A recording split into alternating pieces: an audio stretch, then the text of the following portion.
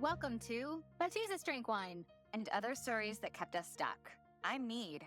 And I'm Christy. And in this podcast, we'll explore the stories that kept us, stuck, wanting to drink and not wanting to drink all at the same time. Join us as we show you that freedom from alcohol does not have to mean a life sentence of misery and missing out, but actually means living an authentic life full of peace, joy, and purpose.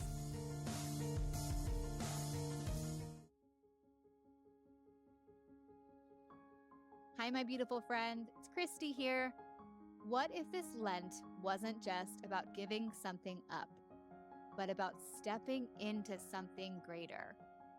What if after 40 days of no alcohol, you woke up on Easter Sunday feeling fully in control, refreshed, and renewed? We're coaching through my book, Love Life Sober, a 40-day alcohol fast, kicking off on March 5th. There'll be 2 coaching calls a week, and don't worry if you can't make them live, we're going to record them for you in our private But Jesus Drink Wine community. To get all of the information, just head to the show notes where you'll find a link. We can't wait to see you. Hello, my beautiful friend. I cannot wait for you to listen to this conversation with our friend, Jo Hargreaves. If you've been here for a minute or two, you know how much we love to geek out over when neuroscience literally just supports every single thing that the Bible is telling us. They just go hand in hand. And we love it when we can bring on experts that weave these 2 things together, what the Bible says and what science says about our brains, in a way that just is so incredibly relatable to us as women. And so we're going to play this conversation with Jo Hargreaves in a second. She's over here in the UK with me. She is a pastor, a psychotherapist, a writer, and a speaker. She is passionate about integrating theology and therapy, scripture and neuroscience, and placing God's right in the center of our conversations on mental health and wholeness. Do you see why we love her so much already? She writes under the name The Faith-Filled Therapist, writing for Glorify, various mental health and well-being blogs, as well as sharing regular content on her Instagram. And also, gals, if you are not following her on Substack, I would highly, highly recommend it. She has an incredible series of things that she's written on Substack under faithfilledtherapy.substack.com. I'll go ahead and pop that link in the show notes for you. Mostly, Jo loves people, and her hope and prayer is that her words, whether written or spoken, meet you exactly where you are. Okay, without any further delay, here is our conversation with Jo Hargreaves, the faith-filled therapist. Hello, friends. Happy Monday. We are so excited to have our new friend. Oh my gosh, you guys, I say the same thing every single day. I really need to get a new intro. Our friend Jo Hargreaves in this pod studio today. Welcome. We're so happy to have you here. Thanks for joining us. Can we hear a little bit about your story and what you do and everything? Yeah, absolutely. So I'm based in the UK, in a place called Lincoln, which is a lovely city in kind of the middle to the east of the UK. And I live here with my husband, and I've got 3 children who are 11, 8, and 4. And together, my husband and I lead a church in the city of Lincoln. We lead a brilliant, lovely, multi-generational, intercultural church. We've got 46, 47 different nations in our church, which we love. So we do that together. And then I also go by the name of the faith-filled therapist, because I'm also a psychotherapist, and I love to intersect my belief system, my faith, my love for Jesus and for the Word of God with what I've learned in the therapy room and in studying and learning to be a counselor and later on a psychotherapist. So I intersect those 2 things together, and I run my own private practice. Increasingly, I'm seeing less and less clients one-to-one and seeing more kind of doing more group subscription work and psychoeducation workshops on things like attachment theory, managing your mind God's way, how to regulate your nervous system in a way that honors God and his word. So I'm increasingly doing that. So that's what I do. Can we talk about all of those things? Right, Christy? That's like... Yeah, no, can we actually? Can we touch on regulating your nervous system in a way that honors God? Because that is something that has actually recently come up in our community. Can you touch on that really quick? And I know we can't go super in depth. Absolutely. So I think often we forget to give God credit when it comes to our nervous system. We'll quote things like Psalm 139, that I'm fearfully, wonderfully made, that you've knitted me together, but maybe don't land that in our physical body, that includes He's knitted together our nervous system.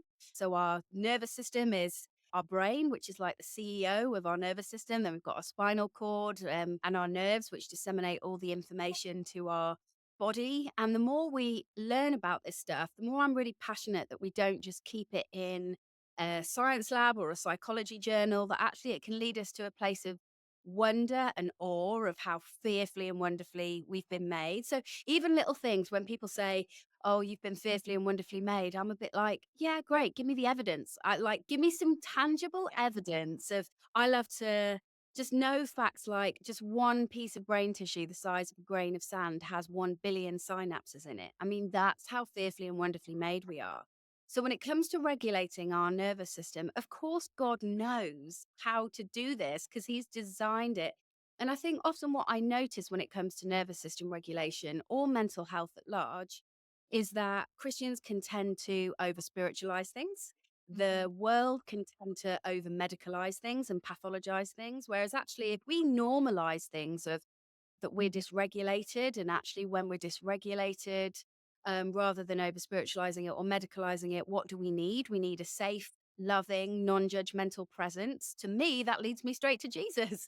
When Jesus says, "Come to me, all who Mhm. are weary and burdened, and I will give you rest," I would, if I was so bold as to paraphrase that, I'd say, "Come to me, all you who are dysregulated, and I will help regulate you." Because all of these brilliant principles that are knitted into scripture, whether it's gratitude, managing your thoughts, taking your thoughts captive and making them obedient, as we read in 2 Corinthians 10:5, or practicing gratitude, like we read in Philippians 4, we're realizing now in the world of neuroscience that that stuff really does regulate you.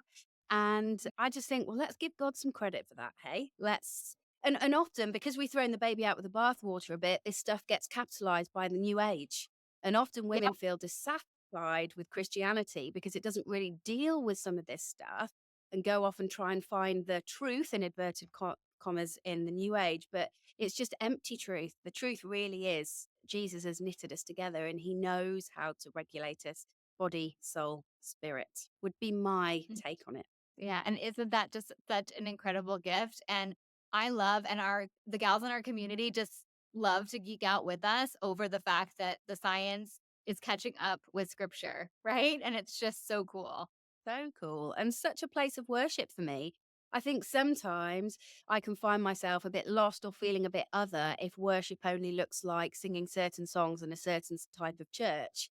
Whereas actually, worship, I mean, that's wonderful and we're instructed to sing. And actually, I mean, a wonderful truth is that when we sing, part of our nervous system, which is our parasympathetic nervous system, which is primarily our vagus nerve, when we sing, we activate this vagus nerve, and the vagus nerve comes online. It gets us into a place of feeling grounded. It regulates us in our physical body from digestion to all kinds of things. And that the primary vehicle to do that is through singing. And so we've been created to worship. So singing's incredibly powerful, body, soul, and spirit. But for me, I think that definitely, like you said, geeking out on the neuroscience can really be a worshipful thing for me as well, because it's pointing us to our creator, isn't it? That's so good. For so long in my journey, I was churched, I grew up churched, but did not have a personal relationship with Oh, Jesus. It was religion, not relationship. That's what I mm, thought it was. And so I very much was in that science psychology space. Like that made sense to my brain. Like my freedom from alcohol training largely existed around the stuff that we see in the secular space. Then I got to the point where I was free from alcohol. Okay, now Jesus is a part of my life. How do these things work together? I know they do, but how do they when we live in a world that separates them? yeah, And then what you just said about singing as an activator for the vagus nerve, like that's the kind of stuff that I wish more people talked about because they're not in competition with each other. The yeah. Lord made us that way. And it's just science is finally catching up with what has always been there from God. I really appreciate people that do the work that you do for, yeah, explaining that. So when it comes to attachment theory, my little tiny understanding of it, it made so much sense to me why God was at an arm's distance for me because of my attachment growing up. And Yeah. so, and as someone who likes to understand why that was the appeal to the neuroscience and the new agey kind of stuff, I did find it really helpful for understanding that it wasn't just like a me thing, so to speak, as why I kept got it at an arm's distance. And so, could you share with our listeners a little bit about like just very, I mean, it's I know it's in depth, but just kind of an overview because I was surprised how many Christian women hadn't heard of it, and so I think it would be a Sure. great thing to kind of integrate. Yeah. Yeah, absolutely. And I love what you said. And I so related to what you said of like, of wondering, pondering, even worrying, is this just a me thing? And often we can do that. I see it in lots of women. I see it in my own life because when I approach this stuff, I don't just do it from the theory. I'm like you, I've lived it. I've walked through it. I still have to do it now of managing my mind, submitting to God, all that kind of stuff. And one of the biggest benedictions I think we can hear is that we make sense, that we make total sense the way that we behave, the way that we do, the behaviors that we get stuck in, the patterns of reaction, all those kind of things. And it can often, I notice, particularly like I said with women, that often we think that it's a me thing. There's something inherently or intrinsically wrong with me. Maybe I'm not even saved. Maybe I've got a demon. All those kind. Maybe I've got bipolar. In some instances, some of those are true, but often they're just very natural responses to the things that we've encountered and experienced in life. And attachment theory really helps us explain some of those. So it's an old theory that's ever evolving, but the original theory comes from a guy called John Bowlby. I think he was an English guy. I'm pretty sure he was. And he explores, it's all about early relationships with caregivers, essentially, and how they shape our ability to connect with others and regulate our emotions through life. So we're born for connection, we're born for relationship, and we're born for co regulation to be able to have a loving, steady presence to co regulate with. Now, that can sound like a terrible news for lots of people that didn't get that. We think, well, I didn't have a steady, warm, loving, unconditional love growing up. But the good God news is that Jesus has always been that. So if you're listening to it thinking, oh, well, then I'm just doomed because I absolutely didn't have that, is that Jesus is that loving, steady presence for us. But all of our early experiences, they influence our particular attachment style. And that's the language that we use. And it reflects how we seek closeness, how we manage our emotional needs, how we respond to stress. In fact, actually, some really interesting studies of people that didn't really experience that level of attunement or attachment and were under huge amounts of stress growing up. Some of the gray matter in the brain is shrunk or it's not fully developed, and therefore it's much harder for somebody who's experienced stress and overwhelm to deal with stressful situations because our ability to deal with it is, yeah, it's compromised from literally from a cellular level. However, the good news is, and this is why I just love the gospel, and this fits in with the gospel so well, is that because we're neuroplastic, that means that our brains aren't fixed entities. They're able to shift and grow and change. We can rewire our brain. Literally Romans 12:2. We can be transformed by the renewing of our mind. We can do that at a cellular, neurobiological level. So if none of this had to be bad news for anybody, it's good news, it's God news. But there are different attachment styles. So the ideal is that you have a secure attachment. And this is when caregivers are constantly responsive to our needs, they're nurturing, emotionally available. I also know as a mum, you'll be listening, lots of mums will Yeah. be Yeah. listening to this thinking, oh no, I've missed it. I've missed the mark. Yes. Oh, Please. God help me. But thank God that everything's redeemable. Everything's redeemable in a spiritual sense, but also, like I said, neurobiologically, because these gorgeous little children's brains are so neuroplastic. So when we're securely attached, we are able to be vulnerable. Well, that can sound like a swear word to some of us that aren't necessarily securely attached, but you can earn a secure attachment. Your attachment style isn't a sentence over you. You can earn a secure attachment. And I'd say, although my attachment style is insecure, I have over the years earned a secure attachment. So insecure attachment styles, there's different kinds. And then here we come on to what you talked about. So there's avoidant attachment styles. And this might be hyper independent, avoid seeking comfort. That's where the vulnerable thing seems a bit like a swear word. suppresses emotions to avoid rejection. And this is often when caregivers are emotionally unavailable, maybe dismissive, maybe they rejected the child's need for comfort. And this can, I mean, it can impact levels of intimacy, how intimate we want to be with people, to minimize our emotions. Like I said, hyper independence. You've all seen those funny memes about, these hyper independent women who like can just do everything. And that's definitely my leaning, is to kind of be that avoidant. And then you've got anxious, or ambivalent is another phrase. And this is often comes from caregivers that were inconsistent, sometimes maybe nurturing, other times maybe neglectful. There can be a real fear of abandonment then. They get anxiously attached. Will you love me? Are you angry at me? Are you cross at me? And already as I'm talking, I imagine that we can begin to think, that summarizes my relationship with God a little bit. Sometimes I'm like, yeah, no, thanks, God. You can stay at arm's length. I'm okay. I'll do it myself. I'll come through for myself. Or even that, oh, God, please don't reject me. Please reassure me. There can be, preoccupation with relationships, heightened sensitivity to any sense of rejection, emotional highs, lows, seeking validation, wondering if you're good enough, wondering if you're in trouble, and then disorganized is kind of this kind of really heady mixture of the two, where we swing between one and the other. And it just makes sense to me, if that summarizes how we have relationships with friends, family, intimate relationships, even relationships with children, that's going to be a really strong component of how we might relate to God. So good. Imagine stepping into a vibrant, warm community where faith, friendship, and freedom from alcohol all come together.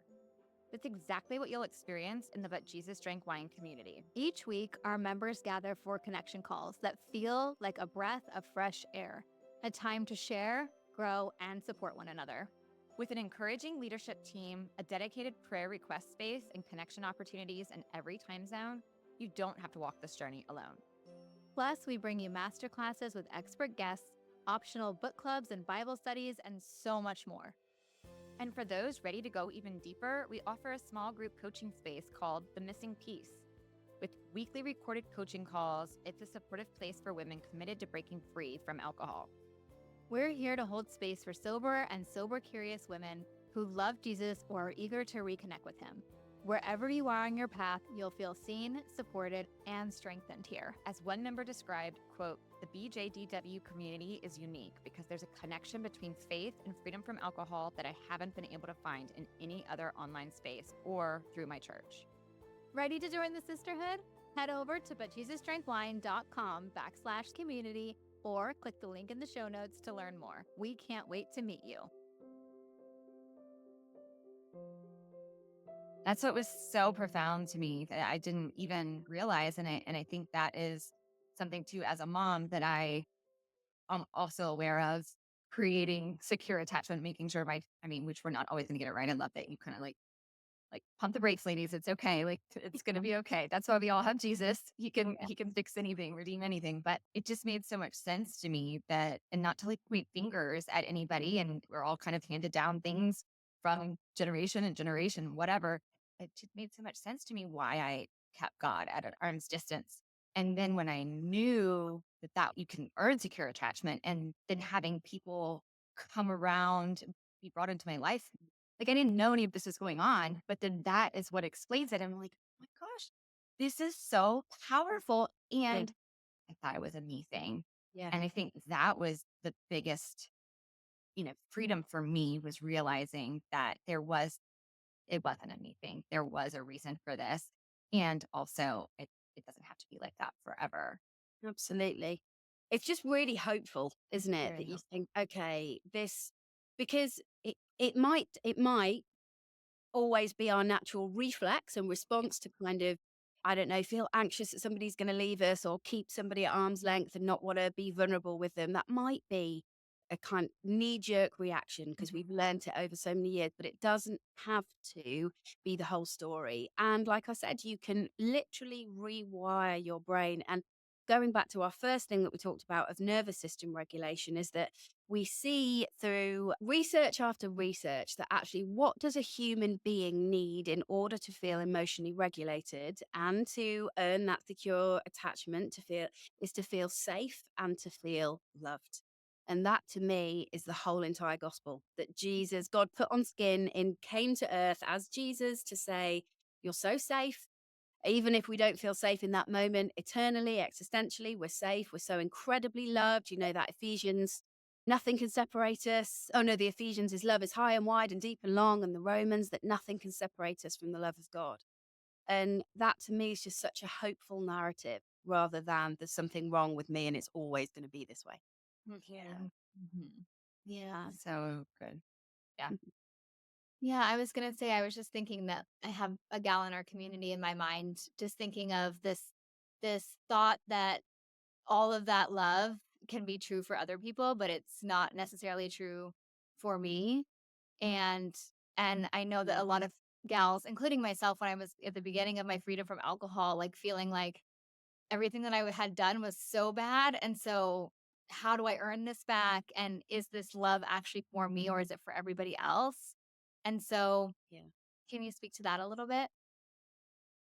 Yeah, I think there's definitely something called confirmation bias at play, is that what we've always thought, the story that we tell ourselves, our brain goes to work to find evidence to tell us that that's true.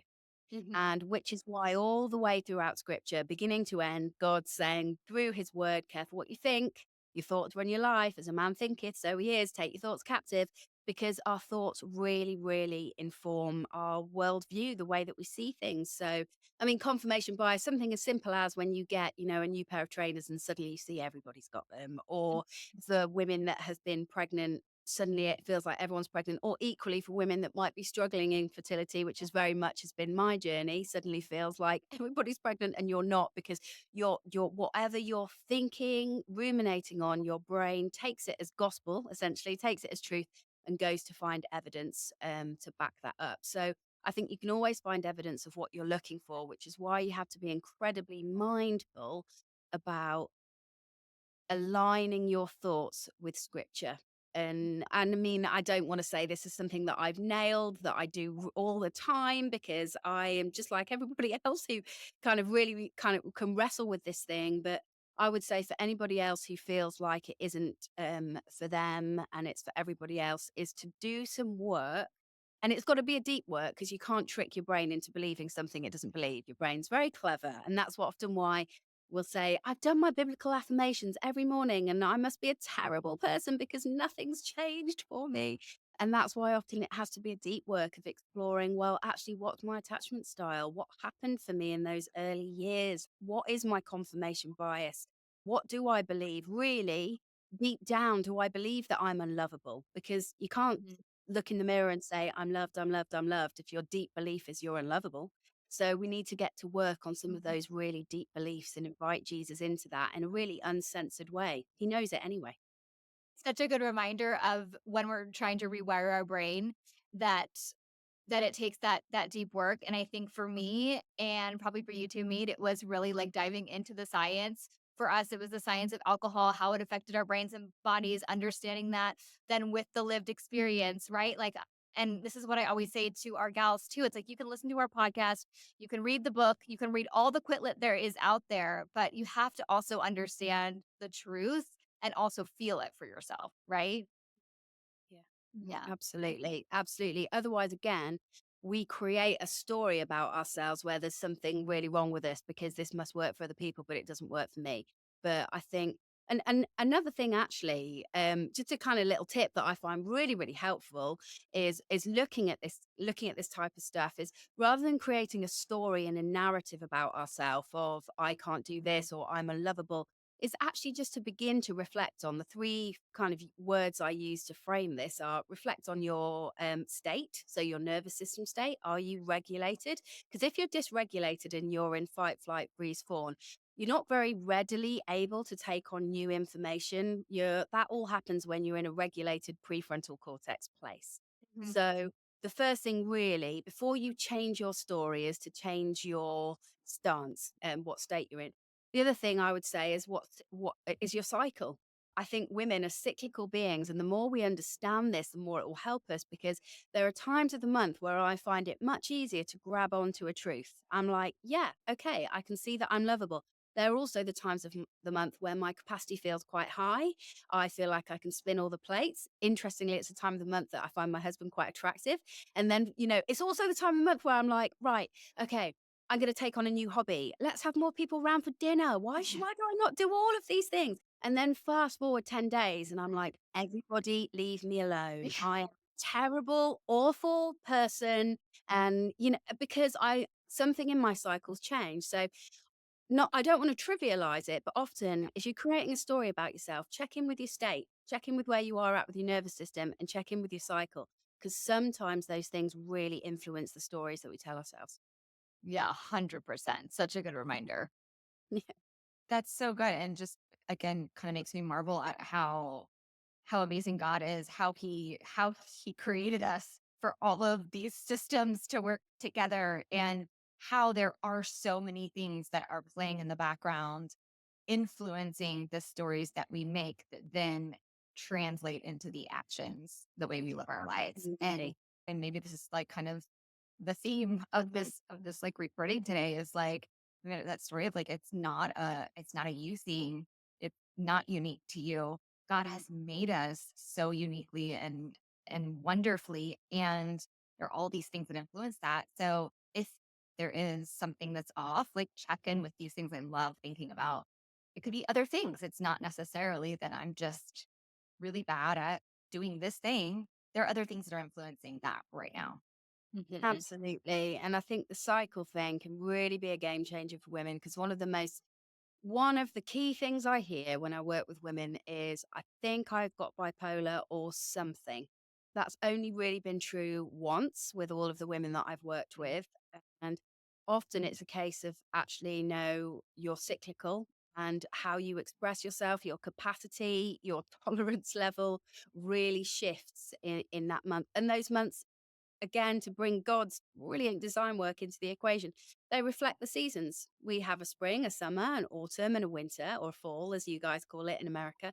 And we should be in tune with those. But because we don't really mention that stuff or talk about that stuff, again, it's get co-opted by the new age. It gets twisted, colonized, perverted, and we end up in this kind of Romans 1 place where we're worshiping the created. People worship the created, or the universe, Mother Earth, all that kind of stuff, rather than the creator.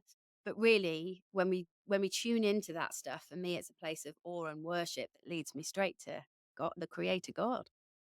Yeah. Man. Yeah, that's so good. That's so, so good. And not even just, I feel like, the time of month, but also the stage of like age of stage? Stage of I don't know, as someone that's, like, been heavily into perimenopause for the last year and, like, experiencing all the rage and the exhaustion and everything of that, that's been so eye-opening, and I'm so glad that I'm alcohol-free because I can figure out what's actually going on with me. But, I mean, I have clients, and you do too, meet all the time, right? So they've put down alcohol, they're like, "Why don't I feel better? Why am I not sleeping? Why am I not this and that?" And it's like the ability to look under the hood and figure out what else is going on for sure. Absolutely, absolutely, and that's actually the third one, is season. What season of life are you in? If you're in a season where we've all had so many different seasons. Season for me, I've lived a season of infertility, and now I'm in a season of having kind of three regular, kind of relatively young children, and being mindful of that season. It just helps us create a more compassionate narrative towards ourselves. And we know that, I mean, there's a specific type of therapy called compassion focused therapy. And again, for me, that just reflects God, that we read in Psalms that he's slow to anger, abounding in love, full of compassion, that Jesus saw the crowds and had compassion on them. And compassion has very interesting effect on our brain. It can take us out of that dysregulated fight, flight, freeze, fawn, and into a place of feeling grounded and regulated. So compassion's a very powerful tool, but one that we don't always use as women. We can be very harsh to ourselves, I think. Okay. That's probably one of the hardest starting points when at least all the women that we've worked with and trying to find freedom from alcohol is like, how do you offer compassion to yourself if you're not used to doing that? How do you get it because we can say all day long, like, it's got to be compassion, which we know like helps put us back into that upper brain space where we're going to be more regulated, right? But if you don't feel that yet, I mean, that's something for me, my relationship with Jesus changed after finding freedom from alcohol. And then, of course, I feel that compassion from him. And so I don't even have to give it to myself because I've got it from him and that's what feeds me. But how would you like advise a woman who is in that place of like, all right, I'm stuck in this shame and blame drinking cycle. I want to make a change. I hear you saying give myself compassion, but I don't even know what that means. Yeah. How would you, yeah, encourage that woman? Yeah, so I'd use the phrase go backwards in order to move forwards because it's very to me it's much easier to offer compassion to a 10-year-old version of me or a 15-year-old version of me than it is to my 40 something version of me now. And I'm learning to do that, but there's something about realizing that we're every age and stage that we've ever been. And as much as I am my age now, I'm every age that I've ever been. And tuning into the part of me that was maybe, I don't know, 8 and felt like she had to be super independent because nobody else was going to look after her. I can and then how that impacted my attachment style, how it's kind of limited my vulnerability. It's made me hyper independent. Maybe I can't be compassionate to those things in this age and stage, but if I go back to that little 8-year-old, I can find it much easier to be compassionate to her. And I actually recommend I do it myself, and I recommend with clients, with women that I work with, talk to pastorally, is get a photo of yourself if you have access to one. I have mine on my dressing table, and I see her, and I look at her when I'm getting ready and I tell her what she needed to hear at the time, which really is that you're safe and you're loved. And I express compassion towards her. So if it's not easy to do it at this age and stage, go backwards. And it's very difficult, I would say, to look at a photo of you as a child and not feel moved to compassion. In fact, it can be quite a moving, disarming experience to tune into your younger self. But I would start there right at the very beginning. That's so good. Powerful. When I did inner child work, I felt like it undid me a bit actually, but it definitely reframed the way that I saw compassion. So Mhm. yeah, start digging out those photos out of the attic. I I think used we both have them on our desks, don't we? Do you Well, I was still? gonna say I used to, but then when I had to clean up my office for the whatever, yeah, it's been tucked away for a while. But yeah, I did used and I kind of forgotten about that. Mm. Yeah, that's so good. I also feel like compassion with ourselves, but also is so obviously helpful for when dealing with other people, right? Like in a situation where like I was just coaching a gal who was really really frustrated by a family member and it was like okay, so on the surface like yes, of course maybe that person is technically in the wrong, but like how can you find compassion for that person, right? And this is like so helpful for that rewiring of the brain and bringing yourself back to a state of neutral and not being so emotionally tense and high and angry at this person if you can get to that place of compassion. So what's a tip for feeling compassion about others? Oh gosh, yeah. I mean, I think it can be difficult, particularly if people are close to us as well, kind of key figures, mothers, Yeah. sisters, maybe other women, where we think that there can almost be a grief perhaps of what should have could have been or why it is the way that it is. And again, I think sometimes going backwards is realizing the bigger story. This is why I think God has so much compassion on us, because he sees our beginnings, he understands why we are the way we are, why we react the way that we are. So I think understanding that everybody has a story, understanding that they make sense to God, why they react, even why they behave in a certain way, even if it's, I mean, I've been walking through this in my own life recently to the point that, I mean, I to the point that I've even put some of the interactions with this person through an AI generator to say, help me understand the language that is being used in this, like, and so I mean, maybe I'm too in the thick of it to give kind of a to give a good answer, but I guess my answer is full of compassion if you're going through it as well. Of like, relationships can be difficult and painful, and sometimes it's very, very hard to access compassion towards somebody. Sometimes we've got compassion fatigue towards that person because they've needed so much compassion from us and we don't want to give it anymore. But I do think there's something about when we extend that compassion towards ourselves, there is an overflow of that, I think. Yeah, that's so true. Mm. Yeah, but I mean, speaking to the therapist, it's had to put some significant conversations through an AI generator, so I don't know if we're even qualified to answer that question. I think that's so good. Keep it real. I love it. Got it. There's so much here for our listeners. And I'm so grateful for your time and for what you've shared with our listeners. Where can our listeners find you? How can they find out more about what you do and where you speak at the conferences you attend and all the things? So I do lots of conferences in America, actually, particularly in Texas.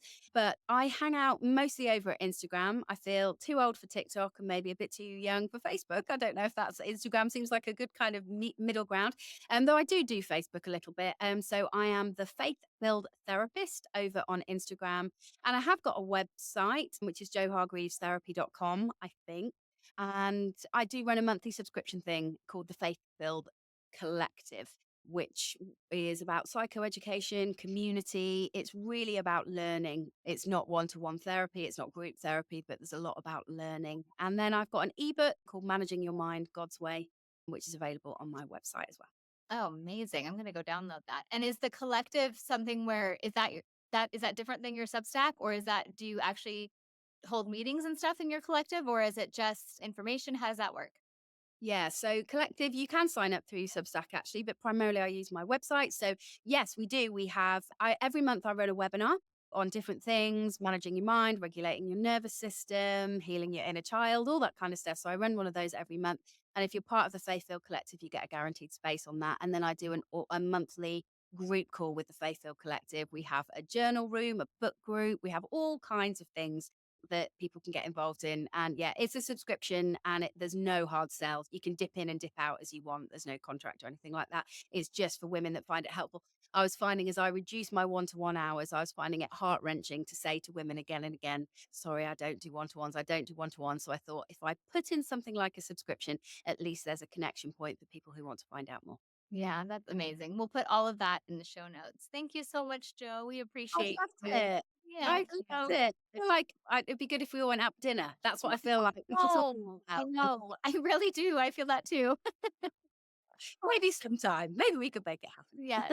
We Love appreciate that. you. Thank you. Thank you so much for your time. My pleasure. Thank you so much for joining us again this week. You can find all of our episodes at butjesusdrinkwine.com and be sure to follow us over on Instagram, Love Life Sober, and I'm Not Sober, I'm Free. To learn more about what we do, you can visit our websites, meethollandshirley.com and lovelifesober.com. Take a screenshot of this podcast and share it with a friend or two. And don't forget to subscribe to our pod so you don't have to worry about missing a single episode.